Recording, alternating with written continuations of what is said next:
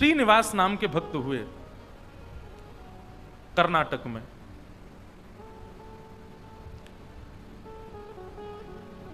उनकी पत्नी का नाम लक्ष्मी था, लक्ष्मीबाई, और मूल रूप से भी वो लक्ष्मीपति ही थे। इतना धन था उनके पास में, इतने धनवान अरब खरबपति थे। लेकिन एक बात आपको कहें, बुरा नहीं मानिएगा अगर कोई यहां बहुत बड़ा लक्ष्मीपति बैठा हो,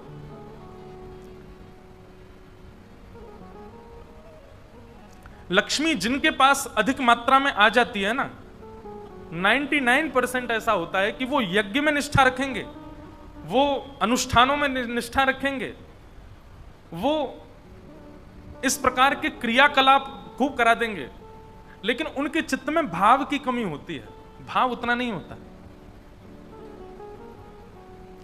प्रेम लक्षणा भक्ति धनवान को नहीं मिलती, ये क्षमा करें। प्रेमी भक्त जितने ठाकुर जी के मिलेंगे, वो बात अलग है कि कोई मीराबाई जैसी कोई एक आधी ऐसे निकलते हैं कि जो राजघराने में होते हुए भी ठाकुर जी के परम भक्त हो जाते हैं, नहीं तो वैभव जब चारों ओर होता है ना, ठाकुर जी की प्रेम लक्षणा भक्ति चित्त में नहीं आ पाती। तो श्रीनिवास जी बहुत धनवान थे, लेकिन बिल्कुल भी दान नहीं करते थे, पुण्य नहीं करते थे, बिल्कुल भी किसी को धन देते नहीं थे, महाकंजूस थे। लेकिन उनकी पत्नी जो थी वो परम भक्ता, परम वैष्णवी। पत्नी की भक्ति से ठाकुर जी के चित्त में आया कि ये इतनी भक्ता है तो इसका पति भी भक्त होना चाहिए। यही बात मैं बताना चाहता हूं कि जब मां भक्त होती है तो पुत्र के ऊपर मां के भक्ति के प्रभाव से पुत्र में वो अंश आ जाते हैं भक्ति के, और वो ठाकुर जी प्रदान करते हैं। पत्नी की भक्ति से कई बार पति भक्त हो जाता है। माताओं की भक्ति लगती है पूरे परिवार को। तो श्रीनिवास जी की जो पत्नी है लक्ष्मीबाई, वो बड़ी भक्त है, पर श्रीनिवास जी धनवान तो खूब हैं पर दान पुण्य कुछ नहीं करते। ठाकुर जी के मन में आया कि लक्ष्मीबाई तो इतनी हमारी भक्त है, इसका पति श्रीनिवास भी हमारा भक्त होना चाहिए। तो ठाकुर जी एक दीनहीन से ब्राह्मण का रूप बना करके, एक सामान्य से बड़े अति दीन ब्राह्मण का रूप बना करके श्रीनिवास जी की दुकान पर आ गए। उनका बढ़िया कुछ व्यापार था, वहां पहुंच गए। श्रीनिवास जी बोले, कहिए विप्र देवता, क्या सहायता करें आपकी? बहुत ध्यान से सुनिएगा। भगवान दीन इनसे ब्राह्मण बन के गए, बोले देखिए आप तो नगर सेठ हैं, आप पर तो इतना धन है, आपका तो इतना बड़ा व्यापार है, मेरे बालक का जनेऊ संस्कार यज्ञोपवीत होना है, मुझ पर ज्यादा धन नहीं है, यदि आप मेरी थोड़ी सी सहायता कर देंगे तो मैं अपने पुत्र का जनेऊ संस्कार कर दूंगा। श्रीनिवास जी ने मन में विचार किया, बोले कि आज इसकी सहायता कर दी तो कल कहेगा बेटे का ब्याह है उसके लिए कर दो, फिर उसमें कर दूंगा, कहेगा बेटे का बेटा हुआ उसमें सहायता कर दो, ये लगा ही रहेगा। एक बार सहायता कर दूंगा तो हमेशा के लिए इसके द्वार खुल जाएंगे, आता ही रहेगा कुछ ना कुछ मांगने। तो श्रीनिवास ने कह दिया, आज मैं बहुत व्यस्त हूं, आप कल आ जाना, जैसी आज्ञा। दूसरे दिन फिर से ठाकुर जी आ गए, दीन इनसे ब्राह्मण, बोले आपने आज बुलाया था, आप कुछ सहायता कर दीजिए। अब वो अपना काम वाम इधर उधर करने लगा, दिखाने ऐसे लगा कि बहुत व्यस्त है। श्रीनिवास जी फिर बोले, आप कल आइएगा, मैं आज भी बहुत व्यस्त हूं, मैं कल आपसे मिलूंगा। ठाकुर जी बड़े दीनहीन, बड़े सरल, जैसी आज्ञा, मैं कल आ जाऊंगा। फिर चले गए। तीसरे दिन फिर ठाकुर जी आ गए। श्रीनिवास बोला, ये तो रोज आ जाता है, क्या करूं इसका?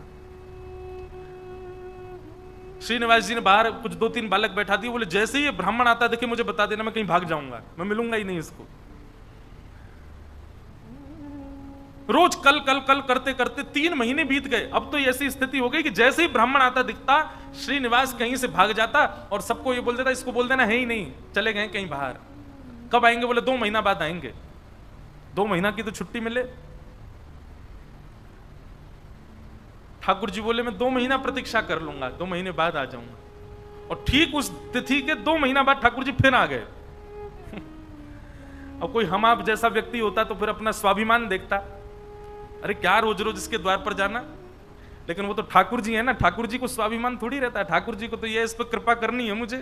वो तो ढीठ बन जाते हैं। और ढीठ भी नहीं, हमारे ब्रज में तो ऐसा विनोद में कहते हैं ठाकुर जी महा ढीठ बन जाते हैं। एक बार एक भक्त की कथा आती है कि उससे सब लोग कहते थे गंगा जी स्नान करने जाओ। वो गंगा जी इसलिए नहाने नहीं जाता था कि वहां पंडित पुजारी पकड़ लेंगे, कहेंगे दक्षिणा दो, वो दक्षिणा नहीं देनी पड़े, इसलिए गंगा जी नहीं नहाता था। पत्नी ने एक दिन कहा मैं भोजन नहीं बनाऊंगी और मैं माई के चली जाऊंगी अगर आप गंगा स्नान करके नहीं आए तो गंगा स्नान करने गया तो साधारण घाटों पे नहीं गया, उस घाट पे गया जहां पर शव जलाए जाते हैं, वहां पे पंडित पुजारी होते ही नहीं है। बोलो वहां नहाऊंगा तो कोई नहीं आएगा। कंजूसों की भी, अच्छा एक और चीज, हमने कई भक्तों के चरित्र देखे, कंजूसों से भी ठाकुर जी की बड़ी मैत्री है। दान पुण्य करने वाले तो ठाकुर जी के हैं ही, लेकिन जो कंजूस होते हैं ना ठाकुर जी उनका भी पीछे छोड़ते नहीं है, कैसे ना कैसे भी करके उनका पैसा निकलवाते ही हैं। ये किसी अन्य भक्त की कथा है कि वो फिर मरघटा में गया, शमशान के घाट पर जाकर के जैसे ही डुबकी लगाई और डुबकी निकाल लगा के बाहर आया तो ब्राह्मण का वेश धारण करके ठाकुर जी आ गए। आइए आइए यजमान, जय हो, बड़े दिनान में देखो। बोले तुम यहां भी आ गए? बोले हम तो सब जगह रहते हैं। लाओ लाओ भैया, आज हमारी सुबह से किसी ने तिलक बिलक नहीं किया, लाओ चलो कुछ दक्षिणा दो। तो कथा बड़ी लंबी है, बड़ी प्रसिद्ध भी है। उसने कहा घर आ जाना, तो ठाकुर जी घर पहुंच गए।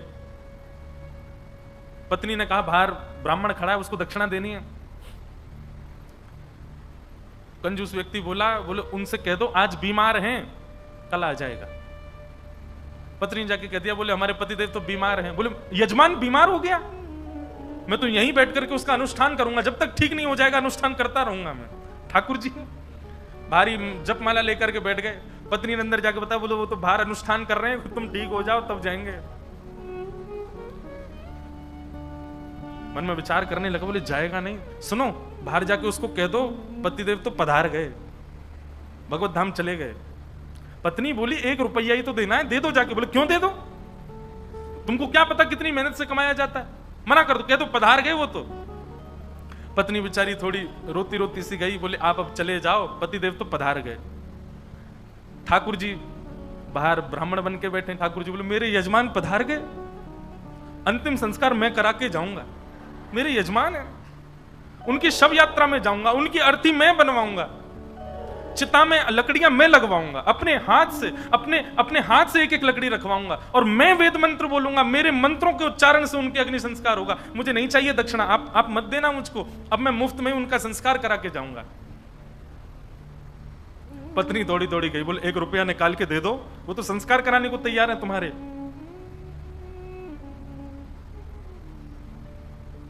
कंजूस बोला सुनो एक काम करो, अर्थी लगाओ तुम, और अर्थी बंधवा करके लेट गया। बोले चुपचाप बस ले चलो, थोड़ी दूर तक चलेगा, फिर वो चला ही जाएगा, जब दिख जाएगा ना कि हाँ ये वास्तव में मर गया है तो कुछ नहीं मांगेगा। महाराज अर्थी पर चढ़ गया, राम नाम सत्य बुलवाता हुआ जा रहा है शमशान, लेकिन 1 रुपया नहीं दे रहा है। ठाकुर जी भी चल रहे, बोले तू ढीठ है मैं महाढीठ हूं, मैं भी लेके ही जाऊंगा। शमशान पहुंच गए, वहां पर चिता बन गई, चिता में शव को रख दिया। उसका छोटा बच्चा वो अपने पिता के पास जाके, पिताजी दे दीजिए ना, वो यहीं खड़ा है, वेद मंत्र बोल रहा है, आपके सारे तो पिंडदान करवा दिए उसने, अब दे दीजिए उसको। बोले तू कुछ मत कर, तू परिक्रमा लगा के चिता में अग्नि लगा, जैसे ही थोड़ी अग्नि प्रज्वलित होगी चला जाएगा, मैं उठ के बाहर आ जाऊंगा। बालक ने जैसे ही चिता में अग्नि लगाई, चिता जलने लगी। ठाकुर जी के मन में विचार आया, बोले भैया भगत मैं हारा तू जीता, तू निकल के बाहर आ। तुरंत उसका हाथ पकड़ करके खींचा और ठाकुर जी अपने रूप में प्रकट हो गए। वाह भाई तेरी कंजूसाई पर हम तेरे पर न्यौछावर हो गए, वाह ऐसी कंजूसाई। ऐसे अद्भुत अद्भुत भक्त हुए ठाकुर जी के। तो ऐसे ही थे ये श्रीनिवास। 6 महीना तक ब्राह्मण को लटकाए रखा, लेकिन उसको पैसा नहीं दिया। लेकिन रोज आकर के बैठ जाएं ठाकुर जी, तो बोले मेरे बेटे का यज्ञोपवीत होना है, कुछ दे दीजिए। श्रीनिवास ने कहा इससे बचने का कोई और उपाय ढूंढना पड़ेगा। और उसने क्या किया, खोटे सिक्के जो कहीं नहीं चलते, खोटे सिक्के, पुराने सिक्के जो जिनका कहीं अस्तित्व नहीं है, जिनको कोई लेता तक नहीं है, उनकी 2 थैलियां बना करके, 2 पोटलियां बना करके रखी। और आज जैसे ही भगवान आए तो दोनों पोटलियां उनके हाथ में थमा दी। बोले ये लो पैसा, तुमने मांगा मैंने दिया, अब कल से मत आना यहां पर। ठाकुर जी तो सब जानते हैं, अंतर्यामी। भगवान ने जैसे ही देखा, कहा बोले ये तो खोटे सिक्के हैं, ये तो कहीं चलेंगे ही नहीं, इनका तो कोई प्रयोग ही नहीं होगा। बोले देखो बात हुई थी धन देने की, धन मैंने दे दिया, अब खोटा दूं अच्छा दूं ये मेरे ऊपर है। तुम मंगता हो, मैं दानी हूं, मैं चाहे जो दूं, तुम मना नहीं कर सकते, लेके जाओ इनको। ठाकुर जी बोले कृपा तो इस पर मुझे करनी है, चाहे जो हो जाए। ठाकुर जी चुपचाप श्रीनिवास के घर पहुंच गए और घर जाकर के उनको पता था कि पत्नी परम भक्ता है। उसके आगे जाकर के ठाकुर जी तो रोने लगे और रोते रोते बोले 6 महीना से श्रीनिवास जी मुझको रोज बोल देते हैं कल आओ कल आओ कल आओ, और 6 महीना बाद आज मुझको ये फूटी हुई कौड़ियां दे दी हैं, खोटे सिक्के दे दिए, कहीं नहीं चलेंगे, मैं अपने पुत्र का कैसे करूं यज्ञोपवीत संस्कार। वो तो परम भक्ता थी, उसका हृदय तो इतना द्रवित हो गया, इतनी व्याकुल हो गई, क्या करूं, मेरे द्वार पर ब्राह्मण देवता मांगने के लिए आए हैं और 6 महीना से परेशान ब्राह्मण देवता हैं। तुरंत दौड़ करके भीतर गई और अपनी अलमारी के अंदर से उनके पिता ने एक सुंदर नासिका में पहनने वाला एक क्या बोलते हैं उसको, नथनी, वो नथनी उनको दी थी जिसकी कीमत हजारों लाखों में थी उस समय पर। मतलब कि अगर उसको बेच दिया जाए तो खूब सारा धन लिया जा सकता था, इतनी महंगी। अंदर तिजोरी के अंदर वो छुपा करके रखी थी श्रीनिवास ने ही। तुरंत वो तिजोरी से निकाल करके और अपनी जो नथनी थी ब्राह्मण देवता को प्रदान कर दी। बोले आप इसको ले जाइए और आप अपने पुत्र का बड़े प्रेम से आनंद से यज्ञोपवीत संस्कार करो। ठाकुर जी तो बड़े प्रसन्न हो गए। ठाकुर जी उस नथनी को लेकर के सीधे श्रीनिवास की दुकान पे ही गए और दुकान पे जाके बोले देखो आपने तो खोटे सिक्के दिए, उनसे तो कोई काम बन नहीं रहा, अब मुझे एक दानी ने एक स्वर्ण की सामग्री दी है, आप उसको गिरवी रख करके मुझे 100 सोने की मोहर दे दो। श्रीनिवास बोला दिखाओ क्या दिया है। तो जैसे ही वो नथनी दी, वो नथनी तो देखते ही वो समझ गया ये तो मेरी पत्नी की है। उसने घुमा घुमा करके देखा और उसने मन में आया, बोले पत्नी है भी ऐसी, बड़ी सीधी है, भोली है, भक्त है, ये जरूर घर जाकर के रोया होगा और उसने इसको निकाल, लेकिन उसने मुझसे पूछे बिना दे दी। श्रीनिवास ने कहा ठीक है मैं देता हूं, रुको। भीतर गए और अपनी दुकान की तिजोरी में ले जाकर के वो नथनी श्रीनिवास ने रख दी और बाहर आकर के कहा अभी मुझ पर मोहर नहीं है, आप कल आइए, कल 100 सोने की मोहर लेकर के जाइएगा मुझसे। भगवान बोले कल दे देंगे ना आप? बोले पक्का दूंगा, मैंने आपकी रख ली ना, नथनी अपने पास रख ली, सोने की मोहर कल दूंगा, अभी जाओ। ठाकुर जी तो वहां से चले गए। श्रीनिवास क्रोध में तिलमिलाता हुआ, आंखें लाल पड़ी, चेहरे का ताम्रवर्ण हो गया, घर पहुंचा अपने। घर में जाते ही चिल्लाने लगा कहां हो, बाहर आओ निकल करके। पत्नी दौड़ी दौड़ी आई, क्या हुआ क्या हुआ? बोले सुनो, तुम्हारे पिता ने जो तुमको नथनी प्रदान की थी बड़ी बहुमूल्य, उसमें बहुत सारे रत्न लगे हैं, बहुत सुंदर एक हीरा लगा, जरा लेके तो आना, मुझे देखनी है वो। अब पत्नी घबराने लगी, बोली वो तो मैंने ब्राह्मण को दे दी और श्रीनिवास अपनी तिजोरी में रख करके आए थे। इधर उधर घूमने लगा और बार बार पूछे कहां है नथनी, जल्दी लेकर के आओ। पत्नी घबरावे, थोड़ी देर में बोला यदि तुम लेकर के नहीं आई तो तुमको जीवित गाड़ दूंगा मैं, तुम्हारी मृत्यु कर दूंगा मैं, जल्दी लेकर के आओ, भीतर जाओ। श्रीनिवास का क्रोध देख करके जो लक्ष्मीबाई उनकी पत्नी थी वो कक्ष के भीतर गई, अंदर से किवाड़ लगा करके खूब रुदन करने लगी, स्मरण करने लगी, हे जगतनाथ, हे प्राणनाथ, मैंने अपराध किया है कि मैंने अपने पति से बिना पूछे घर की सामग्री किसी को दे दी, पर वो किसी दरिद्र व्यक्ति को तो नहीं दी, किसी गलत स्थान पर तो नहीं दी। एक ब्राह्मण बेचारा केवल अपने परिवार का पालन करने के लिए कुछ मांग रहा है, 6 महीने से परेशान था, उसको यदि मैंने दी, इसमें भी आपकी सेवा का भाव रखा मैंने, क्योंकि मैंने सुना है कि ब्राह्मण आपके मुख हैं, कोई ब्राह्मणों की सेवा करता है तो वो आपके मुख की सेवा के समान होता है। मुझसे अपराध तो हो गया है नाथ, लेकिन मैंने तो आपकी सेवा के लिए किया है, मेरे प्राण तो आज निकल जाएंगे, पति मुझे मेरे जीवित छोड़ेंगे नहीं, लेकिन मैं उनके हाथों मर करके उन पर दोष लगे ऐसा नहीं करूंगी, मैं स्वयं अपने प्राण त्याग दूंगी।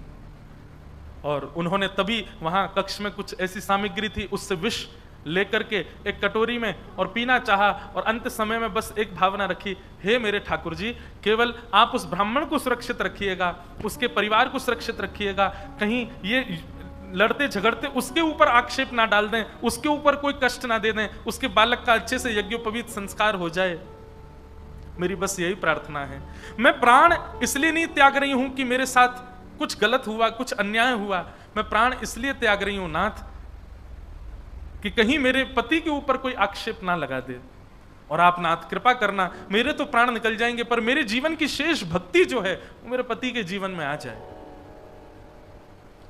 ऐसा कहते ही जैसे ही विष मुख के पास लेकर के पान करने लगी लक्ष्मीबाई, तभी एक खनक जैसी हुई, एक आवाज जैसी आई। नेत्र खोल करके देखा तो जो नथनी थी उनकी वही ऊपर से गिरी है उस विष की भरी हुई कटोरी में। नेत्र खोल करके देखा तो ये तो वही नथनी है, ये तो मेरी नथनी है, ये यहां कैसे आ गई? ठाकुर जी को बार बार धन्यवाद कहने लगे। निश्चित ही श्री ठाकुर जी ने कृपा करके ये मुझे प्रदान कर दी। तुरंत उस पात्र को दूर रख करके नथनी हाथ में लेकर के, भगवान पर विश्वास तो उनका था ही, प्रसन्न मुद्रा में द्वार खोल करके बाहर आई और बाहर आकर के श्रीनिवास जी को दिखा दी, लीजिए ये लो नथनी। अब यहां श्रीनिवास का दिमाग घूम गया। बोले नथनी तो मैं अपनी तिजोरी में रख करके आया हूं, ये अंदर से कैसे निकाल के लिए आई? उसने नथनी पकड़ी, बोले ये तुम्हारी है ना? बोले हाँ मेरी है, देखिए ना वही हीरा है, वही रत्न है, वही स्वर्ण है। श्रीनिवास बोला हाँ है तो वही। वो कुछ नहीं, बात ही नहीं करी, नथनी लेकर के सीधा अपनी दुकान पर गया और दुकान पर जाकर के तिजोरी जो कि यथावत जैसी ताला आदि लगा के गया, जनेऊ में चाबी फंसा रखी थी, चाबी निकाल करके जैसे ही तिजोरी खोली और तिजोरी खोल करके भीतर देखा तो जिस तिजोरी में नथनी रखी थी वो वहां थी ही नहीं। श्रीनिवास तो व्याकुल हो गया, बोले ये कैसे संभव हो सकता है? वो तो घर गया, घर जाकर के पत्नी से कहने लगा, बोले मुझे सब सत्य बताओ, मुझे पता है कि ये नथनी अंदर नहीं थी, लेकिन मुझे सत्य जानना है कि ये अंदर आई कैसे। मैं तुम्हारे हाथ जोड़ता हूं, मुझे सत्य बताना। तब पत्नी ने सारा वृत्तांत बताया। बोले एक ब्राह्मण 6 महीने से आपकी दुकान के चक्कर लगा रहे थे, आपने उनको कुछ नहीं दिया, वही मेरे पास आए तो मुझे कुछ नहीं मिला तो मैंने वो नथ उनको प्रदान कर दी, बस मैंने उनको प्रदान की थी। अब आपको कैसे इसका पता चला ये नहीं। तो फिर आगे श्रीनिवास ने बताया, बोले वो ब्राह्मण मेरे पास आए और मेरे पास आके नथनी को उन्होंने गिरवी रखा, 100 सोने की मोहर मांगी थी, मैंने कल आने के लिए उनको कहा, मैंने तिजोरी में रखी, लेकिन तुम्हारे पास कैसे आई अंदर? पत्नी ने बताया, बोले जब आप बहुत क्रोध करने लगे तो भीतर जाकर के मैं विष पान करने की योजना बना रही थी और जैसे ही मैंने विष अपने मुख से लगाया तभी खनक करके आवाज आई और जिस पात्र में विष था उसमें नथनी अपने आप आकर के गिर पड़ी। ये बात सुनते ही श्रीनिवास रुदन करने लगे, रोने लगे और रुदन करते करते उनको वो बार बार ब्राह्मण की छवि दिखाई देने लगी और बार बार उसकी छवि में ठाकुर जी का रूप दिखने लगा। वो स्मृति आने लगी कि जब मैं कह देता था कल आ जाना तो बेचारे ऐसे हाथ जोड़ करके, ठीक है बाबूजी मैं कल आ जाऊंगा, पर कल आप दे देंगे ना मेरे पुत्र का यज्ञोपवीत होना। ये सारी स्मृति श्रीनिवास के चित्त में उठने लगी और ये विश्वास प्रगाढ़ हो गया कि ये सामान्य ब्राह्मण नहीं थे, साक्षात ठाकुर जी थे और ये ठाकुर जी अनुग्रह करके मुझसे दान कराने के लिए आ रहे थे। अरे दान क्या कराने आ रहे थे, मेरे आगे हाथ जोड़ करके मांगने के लिए आ रहे थे। मैं जप नहीं करता, तप नहीं करता, संध्या नहीं करता, साधना नहीं करता, वो मेरे द्वार पर ठाकुर जी आकर के ऐसे खड़े हो जाते थे भिक्षुक के भांति कि कुछ दे दो। मैंने ठाकुर जी को भिक्षुक बनाया, मैंने ठाकुर जी को प्रतीक्षा करवाई, मैंने ठाकुर जी को टालता रहा। अपनी पत्नी के चरण पकड़ लिए, बोले तुम्हारी भक्ति किस योग्यता है? मैं तो घोर नास्तिक हूं, मैंने तो अपने जीवन में कुछ भी अच्छा नहीं किया। ये तुम्हारी भक्ति का प्रभाव कि ठाकुर जी मुझ पर अनुग्रह करने के लिए आ रहे हैं। मैंने ठाकुर जी को टहलाया, मैंने ठाकुर जी से प्रतीक्षा करवाई, मैंने ठाकुर जी को इतना कष्ट दिया इस संपत्ति के लिए, इस धन के लिए। तुरंत हाथ में जल लेकर के, अक्षत लेकर के, दक्षिणा रख करके अपनी पत्नी से कहा तुम भी हाथ रखो और दोनों ने हाथ में हाथ रख करके अपनी संपूर्ण संपत्ति, जितनी संपत्ति है, दुकान मकान बगान जो कुछ भी था उनके पास में, सबको संकल्पित करके कृष्णार्पण मस्तु, हम सब ठाकुर जी को अर्पित करते हैं। इस संपत्ति के चक्कर में मैंने ठाकुर जी से प्रतीक्षा करवाई, इस संपत्ति के आगे मैंने ठाकुर जी को इतना कष्ट दिया। और उसी दिन से ही श्रीनिवास की स्थिति ऐसी हो गई कि अपना जितना धन था धीरे धीरे धीरे धीरे करके ब्राह्मणों में, संतों में, वैष्णवों में, अयोग्यों में, गरीब कन्याओं के विवाह में, गरीब बालकों की पढ़ाई में करते करते करते करते एक तो होता है कि इतना खर्च करें कि हमारा घर भी चले, पर नहीं, श्रीनिवास की तो ऐसी स्थिति हो गई कि अब वो कुछ रखते ही नहीं है अपने पास। अपनी दुकान भी बेच दी, अपनी सारी संपत्ति बेच दी, एक दिन अपना घर भी बेच दिया। परिवार के लोग धीरे धीरे कोसते कोसते दूर होने लगे। अरे क्या बुद्धि हो गई तुम्हारी, सब बेच दिया। सबको ठाकुर जी की सेवा और ठाकुर जी के जनों की सेवा में लगा दिया। एक फूटी कौड़ी भी अपने पास नहीं रखी। बोले कि नहीं, इसकी वजह से मैंने ठाकुर जी को श्रमित कराया, मैं इसको कैसे रख सकता हूं। और सब छोड़ करके, सब त्याग करके पत्नी ने कहा अब हमारे पास कुछ भी नहीं है, रहने के लिए घर भी नहीं है, भोजन करने के लिए अन्न भी नहीं है, पहनने के लिए वस्त्र भी नहीं है, अब हम क्या करें।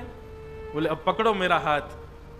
अब हमने सब छोड़ दिया, क्योंकि अब तक सबको अपना माना था, पर अब हमारे नाथ, हमारे स्वामी श्री पंडरीनाथ हैं, श्री विठ्ठल भगवान हैं, चलो उन्हीं की शरण में, चलो उन्हीं के नगर में, वही खिलाएंगे, वही रिलाएंगे, वही सब करेंगे हमारी व्यवस्था। और श्रीनिवास अपनी पत्नी के साथ पंढरपुर आ गए हमेशा के लिए। यहां आकर के उन्होंने दिव्य एक संत थे, उनसे गुरु दीक्षा ली। और गुरु दीक्षा लेने के बाद केवल एक ही उनका काम, दिन में जाना और जाकर के श्री पंडरीनाथ भगवान का दर्शन करना और पूरे दिन यहाँ के वैष्णवों का दर्शन, उनकी सेवा करना, यही उनका काम। दीक्षा के बाद गुरुदेव ने उनको दूसरा नाम प्रदान कर दिया। दीक्षा में एक नाम दिया जाता है और अब तक उनका नाम श्रीनिवास था, अब उनका नाम पुरंदर दास हो गया। श्री पुरंदर दास चंद्रभागा नदी के तट पर बैठे रहते, दिन भर विठ्ठल विठ्ठल विठ्ठल विठ्ठल विठ्ठल बस चिंतन करते और उस स्वरूप का ध्यान करते जो ब्राह्मण रोज अपने हाथ फैला करके दुकान पर आता था। 4 लोगों को बैठ करके बताते कि मेरी दुकान पर कैसे ठाकुर जी आते थे, और मैं नालायक, मैं दुष्ट प्राणी, मैं रोज उनसे कहता था कल आ जाना, कल आ जाना। अरे मैंने कितना बुरा किया, लोग खड़े करके दिखवाता था, दूर से दिख जाते थे तो मैं भाग जाता था। मेरे द्वार पर साक्षात जगन्नाथ आते थे और मैं उनके साथ ऐसी लीला करता था, ऐसा कपट करता था। उस कपट का ही दंड दे रहा हूं खुद को। और उसी स्थिति में रहते रहते रहते रहते श्री पुरंदर दास जी एक कवि के रूप में निर्मित हो गए और ठाकुर जी की सुंदर सुंदर रचनाएं लिखने लगे, सुंदर सुंदर पदावली, सुंदर सुंदर भाव। लेकिन पुरंदर दास जी का यह भाव है कि वो अधिकतर रचनाएं कन्नड़ भाषा में ही लिखते थे और सुंदर रचनाएं करके श्री पंडरीनाथ भगवान को सुनाया करते थे। पंढरपुर आने वाले भक्त पुरंदर दास जी की रचनाएं सुनकर के आनंदित हो जाते थे और श्री पंडरीनाथ भगवान के सन्मुख कीर्तनकार जा जा करके उस रचनाओं को गाया करते थे। इस प्रकार पुरंदर दास जी अपना जीवन शेष समय एक कवि के भांति भगवान लीला चिंतन करते करते उन्होंने ठाकुर जी के श्री चरणों में अपने प्राणों का परित्याग कर दिया। कहने का अभिप्राय,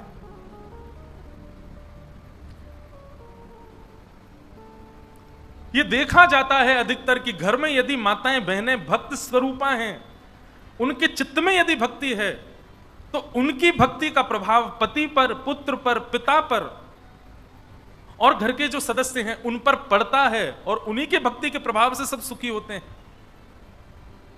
जिस प्रकार लक्ष्मीबाई की भक्ति के प्रभाव से श्रीनिवास परम भक्त हुए और परम भक्त होकर के श्री ठाकुर जी के चरणों को प्राप्त हो गए,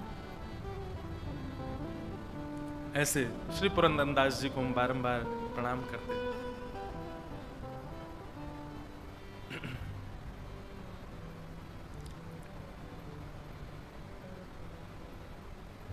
अच्छा हूं या बुरा हूं, जैसा भी हूं तुम्हारा, अच्छा हूं या बुरा हूं, जैसा भी हूं तुम्हारा। श्री ठाकुर जी से एक प्रार्थना, अवगुण हम सबके अंदर हैं, किसी में क्रोध है, किसी में काम है, किसी में लोभ है, किसी में ईर्ष्या है, पर नाथ आप कृपा करो ना, जैसे पुरंदर दास के एक लोभ के गुण को आपने भक्ति में परिवर्तित कर दिया, ऐसे हमारे भी अवगुणों को ठाकुर जी आप परिवर्तित कर दीजिए ना। हम ये बात तो समझ चुके हैं कि हम जैसे भी हैं ठाकुर जी आप हमको स्वीकार करते हो। श्रीनिवास महाकंजूस थे लेकिन आपने फिर भी उनको स्वीकार किया ना। ऐसे हम में भी बड़े अवगुण है नाथ, पर आप स्वीकार कर सकते हो, आप हमें स्वीकार करो ना। हम जैसे भी हैं नाथ आप हमें स्वीकार करो। और यह बात निश्चित है कि कलयुग में हमारा जन्म हुआ है, पृथ्वी पर हम आए हैं, तो गुणवान तो हम नहीं हैं। एक बात हमारी बहुत ध्यानपूर्वक सुनिएगा बंधुओं, संसार में कोई भी व्यक्ति सर्वगुण संपन्न हो ही नहीं सकता। संसार में व्यक्ति सर्व दुर्गुण रहित हो ही नहीं सकता। उसका अंदर कोई ना कोई दुर्गुण तो है, चाहे वो कोई महाराज है, कोई संत है, कोई बहुत बड़ा आदमी क्यों ना हो, दुर्गुण किसी के अंदर नहीं हो, ऐसा हो ही नहीं सकता। आप पृथ्वी पर जन्मे हो, पृथ्वी पर बैठे हो, पृथ्वी पर जी रहे हो, इसका मतलब आपके अंदर दुर्गुण है। हम लोग बस केवल इन भजन मार्ग से, भक्ति पथ के मार्ग से उन दुर्गुणों का सेटलमेंट कर रहे हैं, थोड़ा उनको सही करने का प्रयास कर रहे हैं।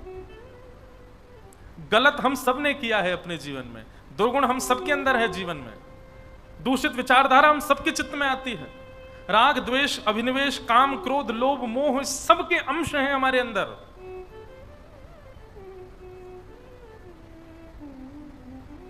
जैसे एक बार एक डॉक्टर बता रहे थे, जितनी भी बीमारियां होती संसार में सबके सेल्स होते हैं हमारे अंदर, बस दूषित संपर्क में आने से या दूषित खान पान करने से या किसी भी चीज की बढ़ोतरी या कम होने से वो सेल हमारे जो हैं वो डिस्ट्रॉय हो जाते हैं, वही बीमारी हमको हो जाती है। ठीक वैसे ही सारे अवगुण हैं हमारे अंदर, काम क्रोध लोभ मोह ईर्ष्या द्वेष अभिनिवेश अहंता ममता चिंता सब कुछ है हमारे अंदर। चोरी चकारी हम सब कर सकते हैं, खान पान दूषित खाना दूषित पीना इन सबकी स्थिति हमारे अंदर है। बस हम बाह्य कुछ सत्संगों के प्रभाव से, गुरुजनों के प्रभाव से, वातावरण के प्रभाव से हम सब चीजों से धीरे धीरे बच के निकल जाते हैं। है सब कुछ हमारे अंदर।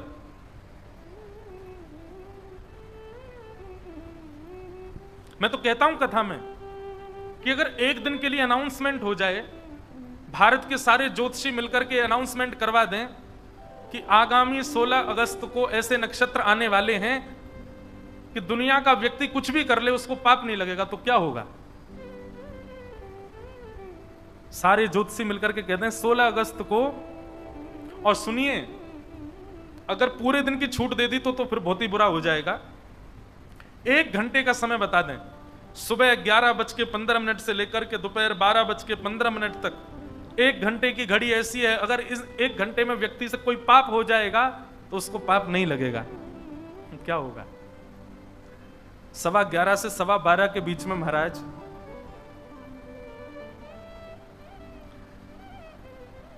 कथा आदि सुनने वाला, अपने आप को बड़ा संभाल के रखने वाला, अपने आप को बड़ा व्यवस्थित रखने वाला भी सोच लेगा 1 घंटे का ही तो समय, कुछ कर ही लेते हैं, पाप तो लगना नहीं है इसमें। चलो हम भी थोड़ा चख करके देखें कैसी लगती पीने में।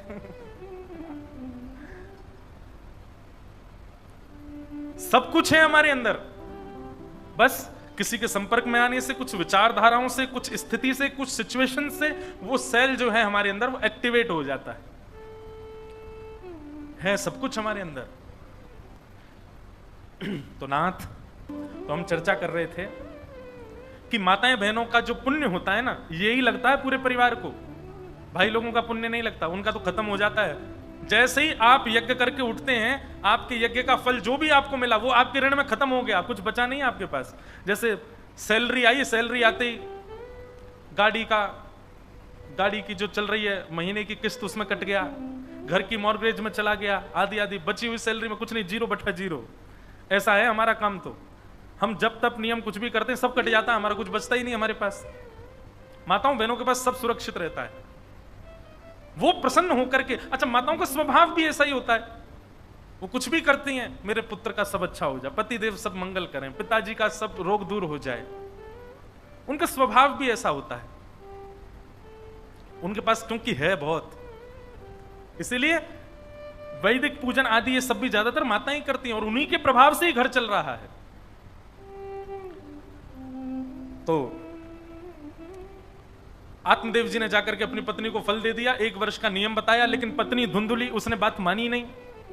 फल बांझ गैया को खिला दिया और स्वयं अपने मायके चली गई। अपनी सहेली के पुत्र को पैसा देकर के खरीद लिया, छोटे बालक को, और उसी को ही 1 साल बाद ला करके अपने पति को दिखा दिया, मैंने पुत्र को जन्म दिया है। आत्मदेव बड़े प्रसन्न हो गए। बालक का नामकरण हुआ। धुंधुली ने कहा मेरा नाम धुंधुली, बेटे का नाम धुंधुकारी। पतिदेव बोले जैसी तुम्हारी इच्छा।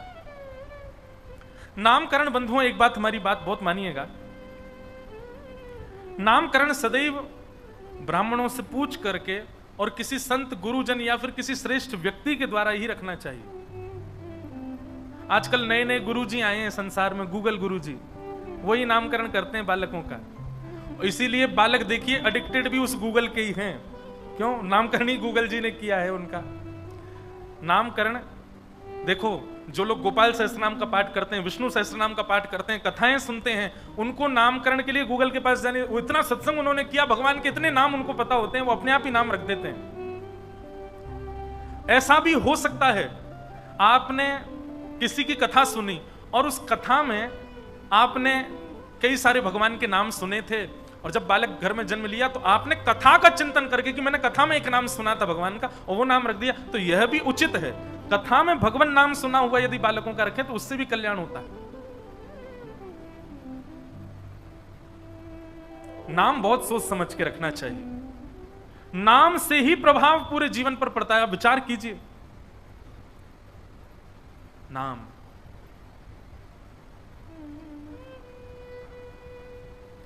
आपकी सब जगह पहचान उसी से है। संसार में ही नहीं, तीनों भुवनों में, तीनों लोकों में आपकी पहचान आपके नाम से है। अरे नाम भी ऐसा हो कि ठाकुर जी भी जब बोले तो ठाकुर जी को भी आनंद आ जाए। आहा, कितना मधुर नाम है। आपको पता है श्री पंडरीनाथ भगवान, एक सुंदर लीला सुनो। पुजारी जी ने रात में पंडरीनाथ भगवान को शयन करा दिया।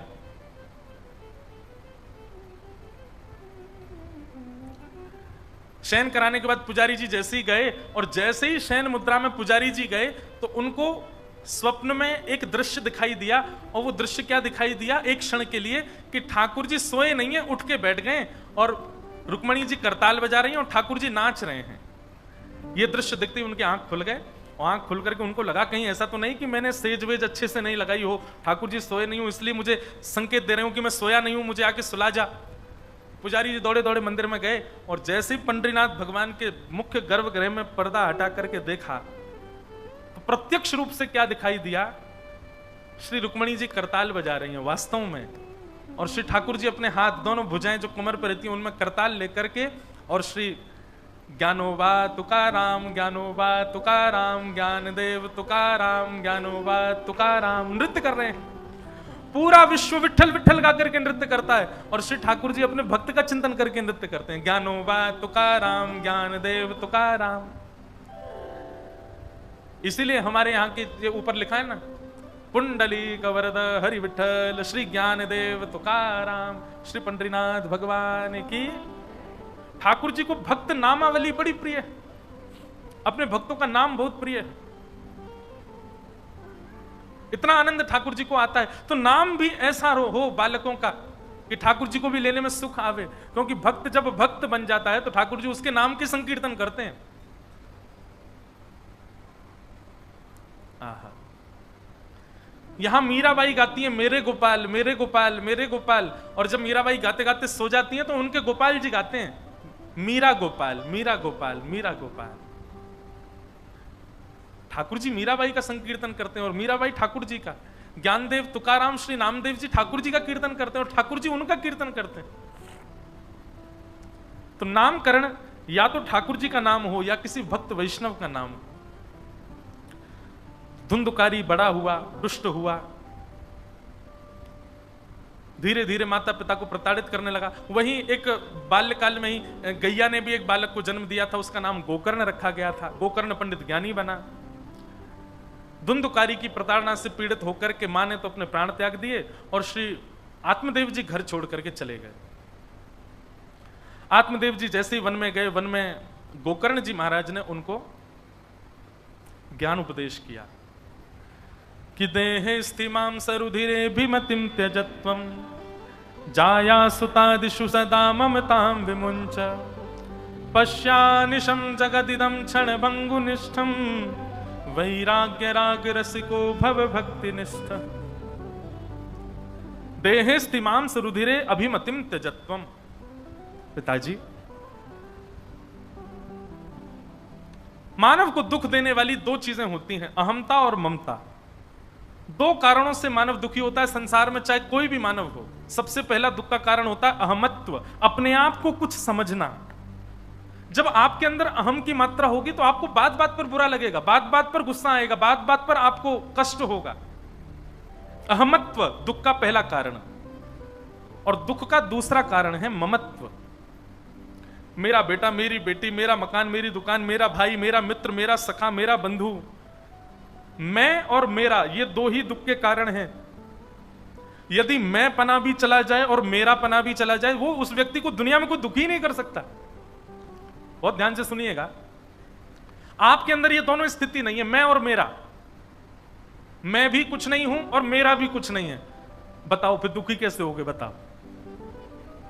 आपको किसी ने कह दिया, अरे भाई तुम तो निशाचर हो, बोलता रहे मैं अपने आप को कुछ मानता ही नहीं, तू निशाचर कह रहा है, मैं तो ये भी नहीं मानता। चलो ये तो रही आपकी बात। आपसे कोई आके कहे तुम्हारा बेटा इतना गलत काम कर रहा था, कौन किसका भाई? सब अपना भोग भोग रहे हैं, सब अपना प्रारब्ध भोग रहे हैं, मेरा कोई नहीं है। मैं और मेरा, ये दोनों जब आपके अंदर एक्टिवेट होते हैं तभी आप दुखी होगे, नहीं तो इन दोनों के इनएक्टिव होने से आपको संसार की कोई पीड़ा पीड़ित नहीं कर सकती। आप कहोगे महाराज जी ये दोनों इनएक्टिव कैसे होंगे? करने नहीं है, हो भी नहीं सकते, अब तो बिल्कुल नहीं हो सकते। संसार कितना विचित्र है ना। बचपन में जब बालक जन्म लेता है ना, उसके अंदर ये दोनों चीजें इनएक्टिव होती हैं, मैं और मेरा, ये दोनों ही नहीं होते उसके अंदर। बालक को जन्म लेते ही कोई कह दे अरे राम ये कैसा काला, कितना रोता है, कैसा है, कैसे नक्षत्रों में हुआ है, बालक को कोई फर्क पड़ेगा? उसके अंदर मैं है ही नहीं। बालक के जन्म लेते ही घर में कोई घटना घट जाए तो भी बालक को पीड़ा नहीं, क्योंकि मेरा उसका कुछ नहीं है। उसको हम सिखाते हैं, मैं और मेरे में हम ही लोग उसको बांधते हैं। बालक किसी की गोद में गया, उसको ऐसे थप्पड़ मार दिया, उसको नहीं नहीं नहीं नहीं बेटा ऐसे नहीं कर दी, तुम्हारी बहन है ये तुम्हारा भैया है, तुम्हारे चाचा, बोलो चाचा। उसको आसक्ति तो हम ही सिखाते, और इसमें कोई आप लोग नहीं, मैं भी इसी में ही पढ़ा हूं। मदालसा कहती हैं बालक कैसा होता है? शुद्ध होशी, मुक्त होशी, निरंजन होशी, संसार मायाम परिवर्जित होशी, संसार मायाम परित्यज्य निद्राम, मदालसा वाक्योवाच वालम। वैसे तो ये प्रैक्टिकल अब हो नहीं सकता, लेकिन यदि किसी ने कर लिया कि बालक को जन्म लेने के बाद मैं और मेरे पने से यदि विलग रखा जाए, 8 वर्ष तक तो मैं और मेरे के भाव में उसको आने ही मत दो। 8 वर्ष के बाद वो बालक ऐसा हो जाएगा शुद्ध, परम मुक्त। उसको कुछ बुरा कह दो, उसको, उसके अंदर ईगो नाम की वस्तु जन्म ही नहीं ले पाई है, उसको कष्ट ही नहीं होगा उससे। और मेरेपन का भाव भी नष्ट हो जाए तो दुनिया में कुछ भी हो जाए उसको उससे भी कुछ नहीं होगा, वो परम शांत हो जाएगा। दुख के 2 कारण हैं, हम इन दोनों को खत्म तो नहीं कर सकते, पर इनकी मात्रा तो कम कर सकते हैं ना। सबसे पहले मैं पना, ये जो मैं हमारे अंदर रहता है, इसको निकालो। आपसे कोई 4 बात बुरी कह दे तो आपको कष्ट नहीं होना चाहिए, और आपको 5 बात कोई अच्छी कह दे तो आपको फूलना भी नहीं चाहिए। सुख में फूलो मती, दुख में भूलो मती, प्राण जाए मगर नाम भूलो मती, काम की वासना को मिटाते चलो, कृष्ण गोविंद गोपाल गाते चलो। आप आकर के कहते महाराज जी कथा में बड़ा आनंद आया, तो ये सुनकर के मुझको प्रसन्नता नहीं होनी चाहिए, या मेरे अंदर अभिमान नहीं जन्म लेना चाहिए। आपने आकर के कहा महाराज जी आज कथा में वो सुख नहीं मिला, तो इससे मुझे पीड़ा भी नहीं होनी चाहिए। ये स्थिति इतनी तो मैं बना सकता हूं ना, इसी से ही मैं दुख से बच पाऊंगा। मैं और मेरा, इन 2 स्थितियों में आप सम हो जाओ, आपको दुनिया में कोई दुखी नहीं कर सकता। फिर पिताजी आपके दुख का कारण पुत्र नहीं है, आपके दुख का कारण पत्नी नहीं है, आपका दुख का कारण परिवार नहीं है। आपके दुख के कारण आपके भीतर की ही दो स्थितियां हैं, मैं और मेरा। पहले आप इसलिए दुखी थे कि मेरे कोई संतान नहीं है, मेरे कोई बालक नहीं है, मेरा जीवन ऐसे ही निकल गया। अब आप इसलिए दुखी हो कि मेरी संतान ऐसी क्यों हो गई, मेरी संतान इतनी दुष्ट क्यों हो गई, ये धुंधकारी मेरा पुत्र इतना दुख देने वाला क्यों। दोनों स्थितियों में आपके दुख का कारण मेरा है। इसको निकाल दीजिए, आप कभी दुखी नहीं होंगे। और ये कैसे निकल सकती हैं, तब गोकर्ण जी महाराज दूसरा श्लोक कहते हैं, धर्मं भजस्व सततं त्यज लोक धर्मान सेवस्य साधु पुरुषां जहि काम तृष्णाम अन्यां सहस्त चरण श्रवण त्वगादि अन्यस्य दोष गुण चिंतन माशु मुक्त्वा सेवा कथा रस महो नितराम पिबत्वम्। सबसे पहला बात, धर्मम भजस्व, धर्म को भजना प्रारंभ कर दो। त्यज लोक धर्मान, लोक धर्म का त्याग कर दो। इसको लोक धर्म कहते हैं, संसार का। इसको रिझाने के लिए ऐसा ऐसा करो। जो कौन करता है? दुर्योधन। भगवान शांति दूत बनकर के आए तो दुर्योधन ने 56 भोग बनवाए। जैसे 56 भोग बने तो ठाकुर जी ने जाकर के कहा कि 5 गांव दे दो पांडवों को। तो दुर्योधन कहता है सुई के नोक के बराबर भी जमीन नहीं दूंगा मैं किसी को बिना युद्ध के। उसके बाद भगवान बोले अब कुछ कहना शेष नहीं रहता, जैसी तुम्हारी इच्छा। लेकिन तभी दुर्योधन कहता है नाथ आइए ना, प्रसाद पाओ। भगवान कहते हैं, इसी को कहते हैं लोक धर्म। ये लोक धर्म कैसा है? सामने वाले की बात माननी भी नहीं है, सामने वाले के अनुकूल रहना भी नहीं है, और उसको रिझाने के लिए सारे पैतरने भी अपनाने हैं कि वो हमारा ही बना रहे। ये बड़े चतुर लोगों का नियम होता है।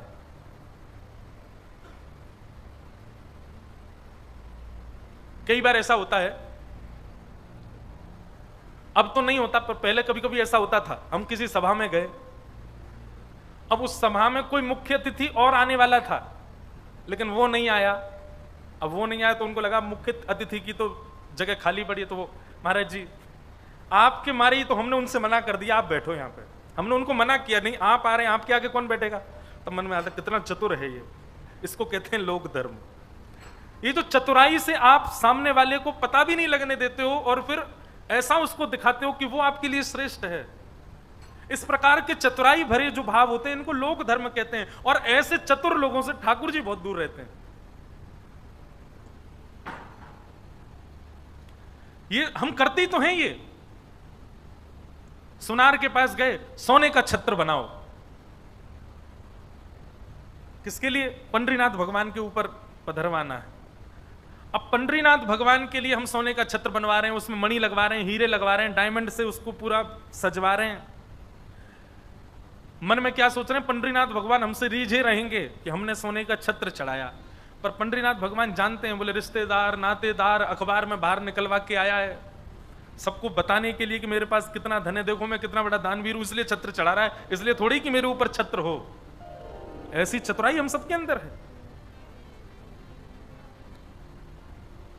आभूषण देते हैं ठाकुर जी को, कुछ भी पधराते हैं ठाकुर जी के लिए, तो उसमें विचार हमारा ये थोड़ी रहता है कि ठाकुर जी की सेवा हो। इससे विचार तो हमारा ये रहता है कि सबको पता चले कि मैंने ऐसा किया है।